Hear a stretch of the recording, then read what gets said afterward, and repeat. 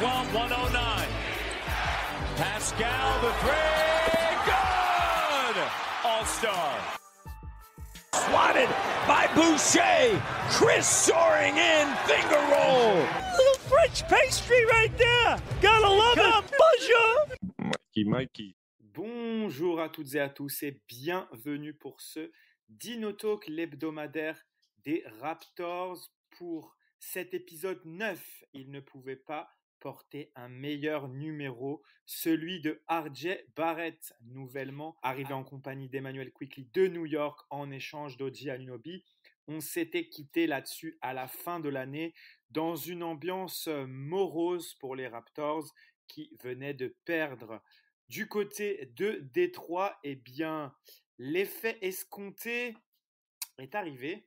L'effet attendu, en tout cas, s'est produit. Les Raptors qui nous ont offert un très beau début d'année 2024 avec, pour l'instant, sur le début de l'année, sur cette semaine 11, un bilan de 3 victoires pour une seule défaite. Je suis allé vérifier. C'est bien la première semaine dans le positif pour les Raptors. Il y avait eu des semaines en 2-2, mais on se rappelle de ces Raptors incapables de gagner plus de 2 matchs à la suite. C'est compliqué de finir une semaine dans le positif quand on réalise ce genre de performance. Les Raptors n'ont pas réussi à gagner plus de 2 matchs de suite, puisque cette semaine, ils ont battu les Cavaliers lundi sur le score de 124-121. Ils ont battu les Grizzlies 116-111 et ils sont malheureusement tombés vendredi contre les Kings. Les 2 premiers matchs avaient été maîtrisés. Celui-là contre les Kings a été beaucoup plus compliqué avec une équipe de Sacramento qui était en feu à 3 points. Les Raptors ont tout de même réussi à revenir dans le match après avoir été menés de 23 points et se sont inclinés 130-135. Il y a tout de même une petite faute sur Emmanuel Quickley en fin de match qui aurait pu donner 3 lancers aux Raptors qui n'a pas été sifflé. Et les Raptors qui avaient l'occasion avec ces 3 lancers-là d'égaliser à 133 partout. Ils ne sont pas passés loin de l'exploit du côté de Sacramento face à une équipe des Kings qui a shooté à 55% à 3 points. Ça a été une première mi-temps extrêmement compliquée pour les Raptors qui ensuite ont vraiment relevé la tête et ont confirmé ce bon début d'année avec une victoire maîtrisée de bout en bout face aux Warriors sur le score de 133-118. Alors la grosse question, c'est qu'est-ce qui a changé du côté des Raptors en un trade? Eh bien, on va essayer de faire un peu le tour de la question rapidement aujourd'hui. Après, on reviendra un peu sur les déclarations à propos de Dennis Schroeder et ensuite on reviendra également sur le cas Pascal Siakam, mais revenons sur ce qui a changé du côté de ces Raptors. D'abord, moi, la première chose que je voudrais mettre en avant, c'est vraiment défensivement. Je trouve que en ayant perdu son meilleur défenseur, les Raptors, j'ai vraiment l'impression qu'ils se sont dit on doit tous faire plus en défense. Et il faut noter vraiment que depuis ce trade, la défense des Raptors, on voit beaucoup plus d'entraide et de communication, j'ai l'impression. Les aides défensives sont faites dans les temps. On a l'impression d'une défense bien plus compacte. On savait que Darko Rajakovic, son objectif, c'est de avant tout protéger la raquette et ensuite les tirs dans les coins à 3 points. Et on a vraiment l'impression que les Raptors sont vraiment plus en mesure de le faire.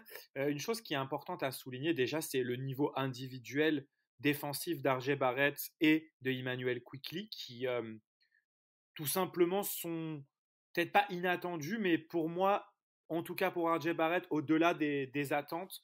Pour l'instant, sur ces 4 premiers matchs, je le trouve vraiment très impliqué. C'est un joueur très physique et c'est pas OG Anunoby, ça sera jamais OG Anunoby, mais il fait le boulot.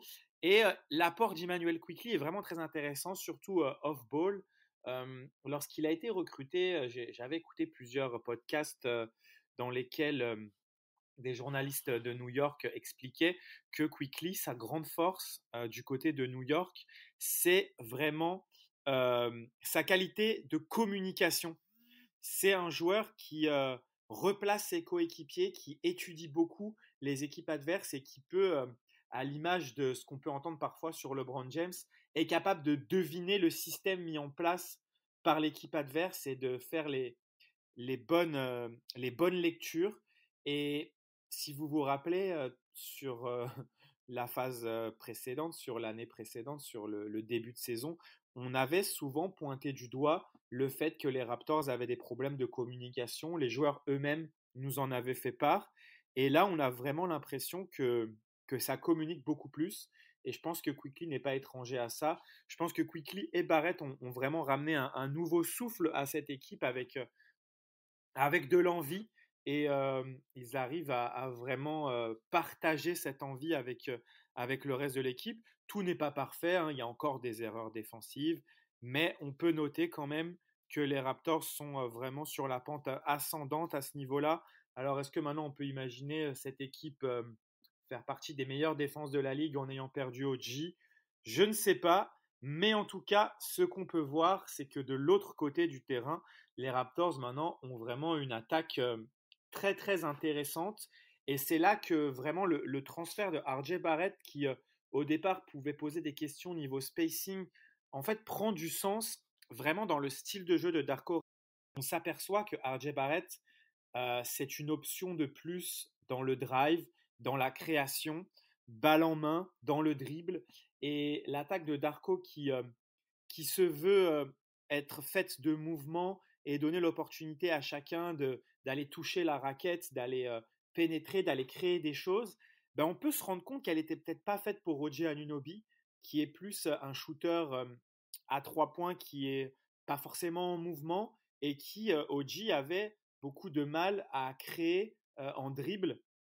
Et on voyait souvent, lorsque l'attaque passait par OG, soit des ballons perdus, soit une obligation de remettre en place le système parce que OG ne parvenait pas à ses fins à New York. Mais là où le trade semble être vraiment du gagnant-gagnant, c'est OG semble vraiment adapté à ce qu'ont besoin les Knicks, un joueur qui va défendre dur et qui va pas forcément avoir besoin d'avoir la balle en main, puisqu'il va surtout spot-up dans les corners à 3 points et cut à partir d'actions où la balle est très souvent dans les mains de Brunson et de Julius Randle. Ils ont vraiment besoin d'un joueur off-ball, là où je trouve que RJ Barrett vraiment est impliqué dans l'attaque des Raptors, balle en main, et il a été tout simplement sensationnel depuis son arrivée. On va vraiment croiser les doigts pour que ça continue ainsi, mais son adresse, elle est exceptionnelle, et surtout sa capacité de drive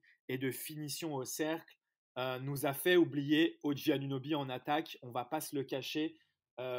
Ses finitions aussi en contre-attaque avec le contact, c'est vraiment quelque chose que les Raptors n'avaient pas. Et dans ce système de Darko Rajakovic fait de mouvements et d'attaques de raquettes, de ballons qui ressortent, on voit que ça profite à tout le monde, puisque l'adresse à 3 points des Raptors est aussi en train de monter en flèche. On voit un Siakam qui est de plus en plus adroit.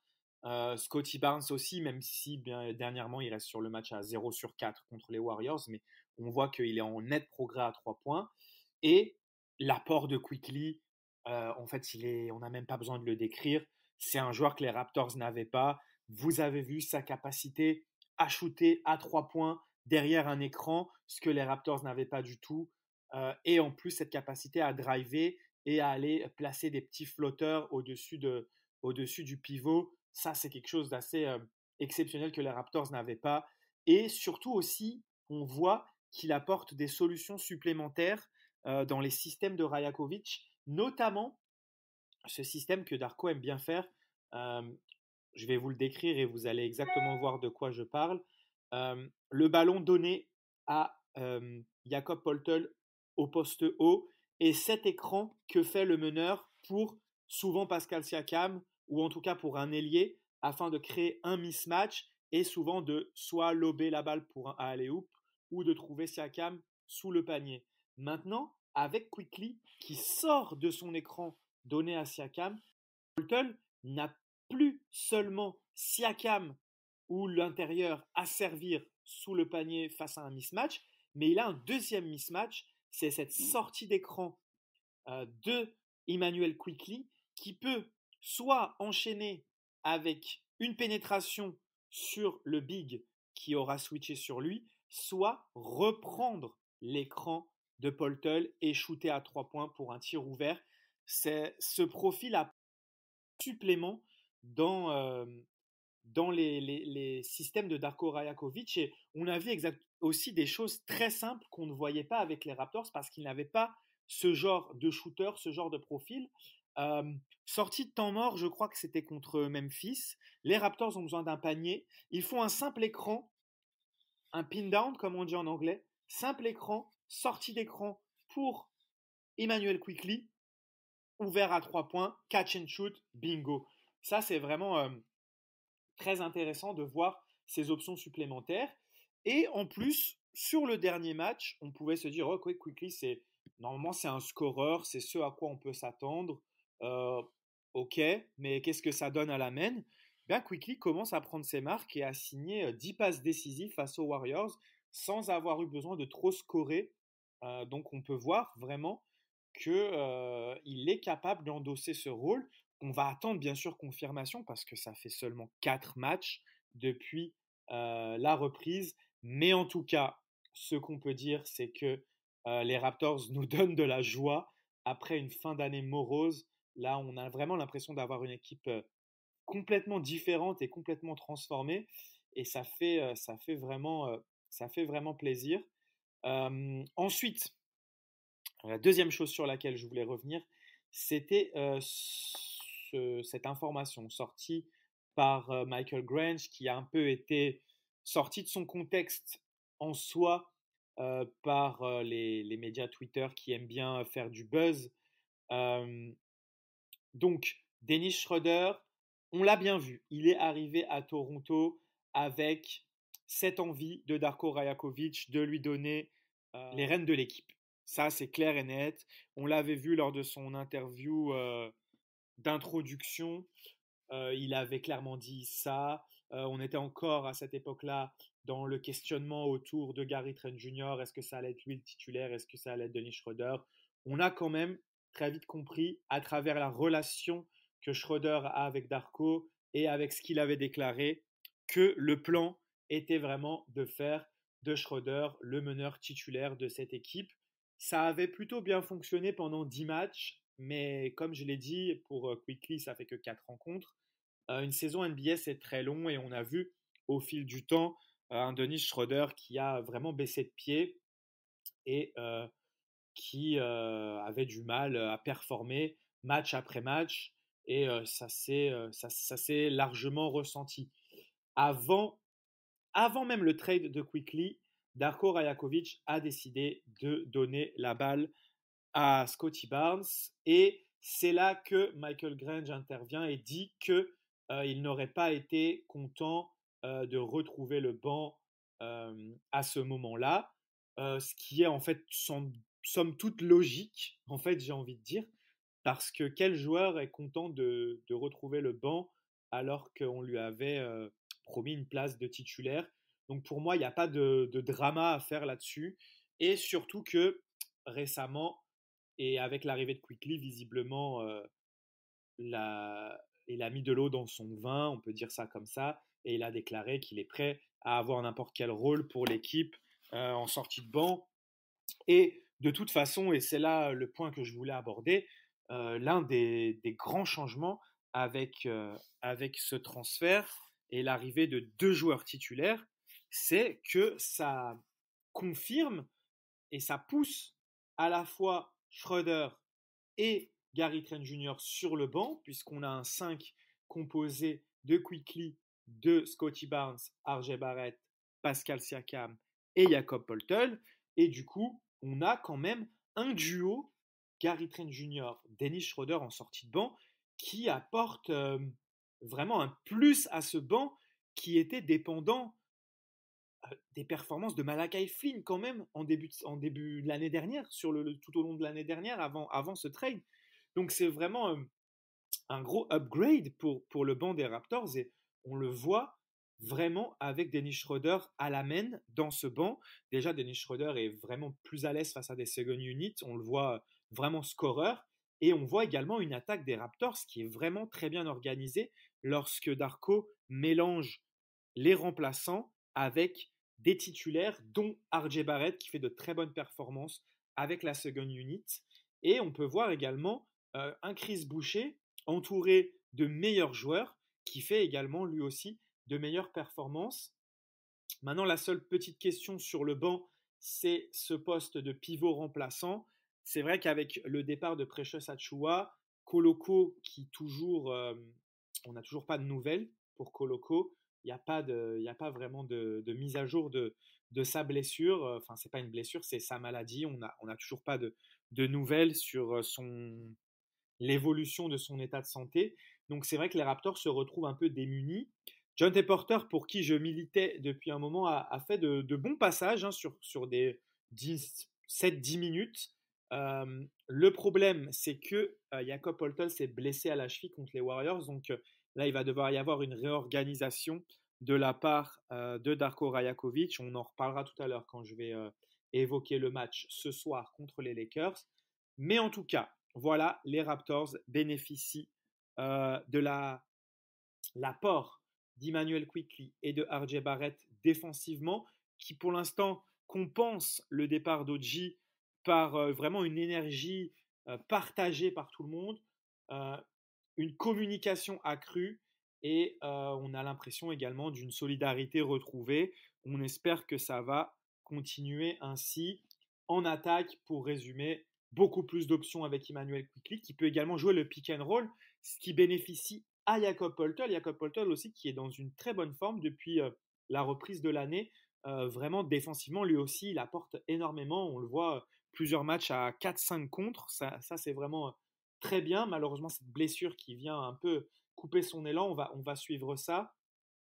Et un banc qui est beaucoup plus productif.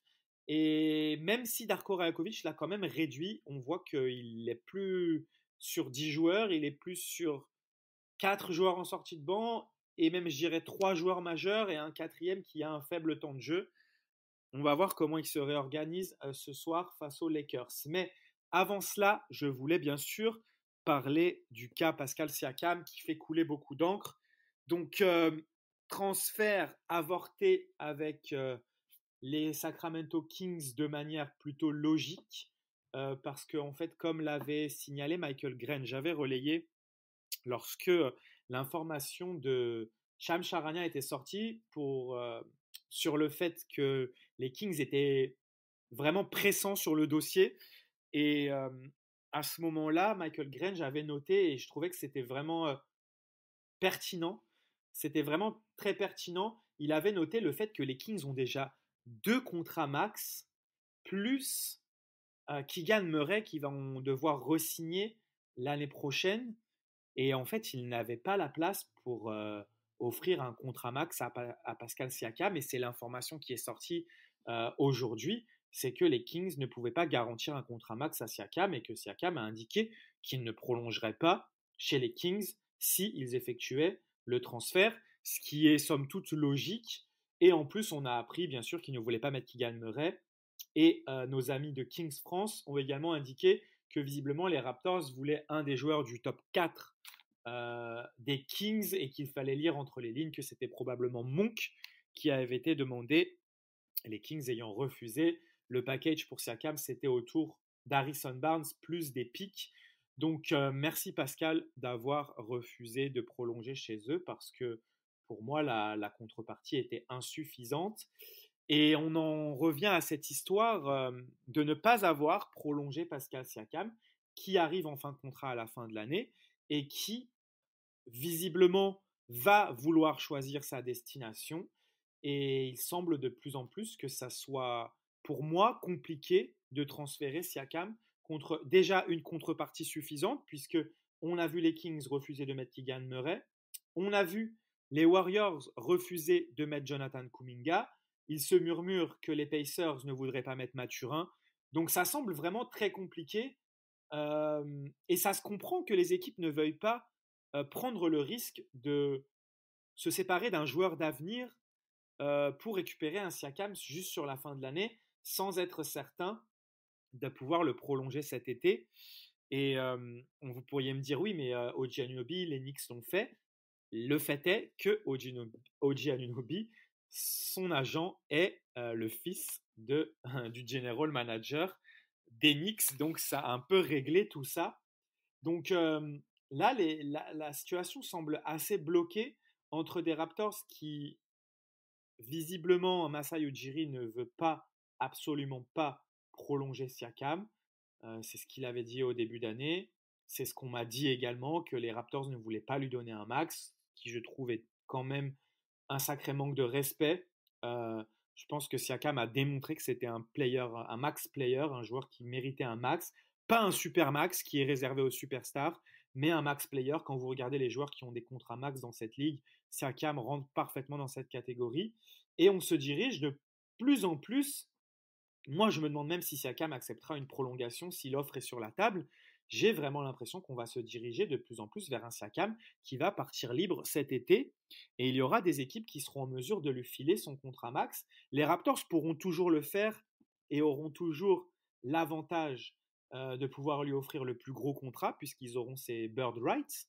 Les bird rights, ça serait un avantage pour une équipe de faire le transfert pour lui parce que cette équipe pourrait lui proposer un plus gros contrat que les autres sur la free agency de l'été. Donc les Raptors auront toujours cet avantage-là, mais quel sera l'état d'esprit de Siakam à ce moment-là, sachant que les Raptors ne l'ont entre guillemets pas respecté durant toute la saison, à essayer de le transférer et à ne pas lui proposer la prolongation de contrat qu'il mérite et que je pense qu'il pense mériter. Donc du coup, on se retrouve vraiment dans une situation très compliquée. Et là, on commence du côté de Toronto à avoir peur de voir Siakam s'en aller cet été de manière gratuite. Des équipes comme Philadelphie auront un cap space énorme parce qu'ils auront peu de joueurs sous contrat. Ils se sont donné de la flexibilité pour l'été prochain autour de Embiid et Tyrese Maxey. Donc attention, est-ce que ça serait un bon fit? Ça, c'est une autre question. Mais attention, de plus en plus, les Raptors s'enfoncent. Alors, est-ce que Masai Ujiri va utiliser son génie et sera capable de le transférer contre des contreparties suffisantes? Est-ce que Siakam a une telle envie de rester à Toronto et de prouver qu'il veut y finir sa carrière et qu'il acceptera une prolongation et qu'il jouera le jeu, mais en sachant que là, il aura plus de valeur et qu'il pourra être trade à tout moment? Ça reste ça reste à voir, mais en tout cas, la situation est quand même assez compliquée. Et voilà, on ne sait pas trop où ça va aller. Et en tout cas, la chance qu'on a, c'est qu'on a un Pascal Siakam qui reste professionnel, qui réalise des performances de très haut niveau et qui montre que dans ce 5-là, des Raptors, l'équipe est compétitive. À voir jusqu'où maintenant, on va voir sur cette fin de saison, on va voir d'ici la trade deadline. Mais en tout cas, voilà, la situation, elle est très compliquée selon moi et je ne la vois pas, je ne vois pas d'issue proche en fait. Même à la trade deadline, j'ai du mal à voir quelles équipes vont prendre ce risque de trade pour Pascal Siakam qui veut un max et veut aller où il veut en fait. Euh, on a une rumeur dernièrement là avec les possibilités de départ de Dejounte Murray de Atlanta. Est-ce que ce serait un point de chute? On sait qu'Atlanta veut Siakam. On sait que ça avait failli se faire, mais qu'ils n'avaient pas voulu mettre Kobe Bufkin. Maintenant qu'ils ont un joueur dont ils veulent se séparer, est-ce que ça pourrait le faire? Je suis, je suis plutôt partagé sur cette idée-là. En fait, avant le trade de Quickly, j'aurais dit go à 100% parce que je pense que Dejounte Murray aurait été le meneur plutôt parfait pour accompagner cette équipe-là. Maintenant, je me demande si la compatibilité avec Quickly, elle est réelle ou non. Quickly peut être un joueur qui a moins besoin du ballon. Il a montré qu'il pouvait jouer à côté de Brunson. Je sais pas. Dites-moi dans les commentaires ce que vous penseriez d'un duo Dejounte Murray et Emmanuel Quickly sur le backcourt des Raptors. avec un front de courte RJ Barrett, Scottie Barnes, Jakob Poeltl et j'imagine une sortie de banc avec toujours Schroeder, Gary Trent Jr. et peut-être quelques joueurs récupérés des Hawks. Qu'est-ce que vous en penseriez? N'hésitez pas à me donner votre avis. On va terminer avec une petite preview du match contre les Lakers. Difficile de voir ce que ça va donner pour les Raps qui vont être privés de Jakob Poeltl face à des Lakers dont la force c'est vraiment le jeu intérieur et la pénétration. On sait que les Lakers sont plutôt en difficulté à 3 points cette saison et que ça va jouer beaucoup à l'intérieur. Est-ce que Darko Rajakovic va titulariser Jontay Porter? Est-ce qu'il va jouer small ball avec Scottie Barnes au poste de pivot? Scottie Barnes qui pourrait défendre Anthony Davis. Ça va être à suivre. En tout cas, les clés pour les Raptors, ça va être de continuer à montrer cette solidarité en défense. Je pense que ça a été l'une des clés du succès récent. Et continuer à faire vivre la balle en attaque parce qu'on l'a vu parfois lorsqu'ils sont en difficulté, ça revient un petit peu à du jeu individualiste, à chacun son tour, essayer d'aller attaquer le panier, un peu chacun pour sa pomme et on n'aime pas trop voir ça puisqu'on l'a assez vu l'année dernière et également sur ce début d'année, sur la fin d'année 2003, pardon. Et c'est vraiment réjouissant de voir une équipe capable de se partager la balle et que le danger arrive de partout. Donc j'espère que les Raptors vont continuer à être très forts collectivement. L'une des clés également, c'est vraiment l'apport de Gary Trent Jr., de Dennis Schroeder, de Chris Boucher en sortie de banc. L'adresse à 3 points, bien sûr. Si les Raptors mettent dedans à 3, ne serait-ce que de manière correcte, à 38%, 38% c'est déjà bien. Mais 33-35%, ça sera tout positif pour eux. On va suivre le match de Scottie Barnes qui sort de peut-être sa moins bonne performance offensive contre les Warriors. Donc on va voir s'il va avoir à cœur de rebondir face aux Lakers. Et puis on va suivre le duel à la main avec plutôt Austin Reeves ou LeBron James, parce que c'est vrai que les Lakers en fait ont D'Angelo Russell qui est blessé et en fait il ne joue pas vraiment avec un meneur, il joue avec un 5 qui est plutôt physique avec Anthony Davis, LeBron, Reddish, Prince et Reeves. Donc les Raptors auront du répondant à ce niveau-là, même s'ils jouent small ball, puisque au final les Lakers ne jouent pas réellement avec un vrai pivot. Donc je pense que Scottie Barnes peut vraiment faire le travail face à Anthony Davis et je ne serais pas étonné que Darko parte avec soit Gary Trent Jr. dans le 5, soit peut-être Schroeder, mais j'espère qu'il va continuer à le faire sortir du banc. Si je dois mettre une petite pièce, je parierais sur un 5 de départ, Quickley, Gary Trent Jr., Scottie Barnes, Pascal Siakam et bien sûr RJ Barrett. On va suivre ça de très près. Le match est très tard pour ceux qui nous écoutent du côté de l'Europe. Il est à 10h30 ici au Canada à l'heure de l'Est et il sera un petit peu plus tôt pour nos amis de la côte Ouest puisqu'ils sont à 3h, 2h ou 3h de décalage horaire. Donc ça sera un match en début de soirée pour eux. Voilà, c'est tout pour moi aujourd'hui. Merci à tous et à toutes de m'avoir suivi. Bonne année à tout le monde avec ces Raptors qui nous réjouissent en ce début d'année. Il va y avoir encore plein de choses à suivre dans les semaines à venir, la trade deadline, l'avenir de Pascal Siakam, quel joueur en retour. On va surveiller Gary Trent Jr. Est-ce que les Raptors vont essayer de récupérer des autres role players à sa place ou est-ce qu'il va finir la saison du côté de Toronto? C'est beaucoup de questions. Est-ce que RJ Barrett va continuer sur sa lancée? Est-ce que Emmanuel Quickley va s'imposer en mode Tyrese Maxey comme un potentiel All-Star? Voilà les questions qu'on traitera dans les prochains épisodes et dans les semaines à venir. Merci encore. Et comme on dit toujours quand on se quitte, let's go Raptors! Lowry for three.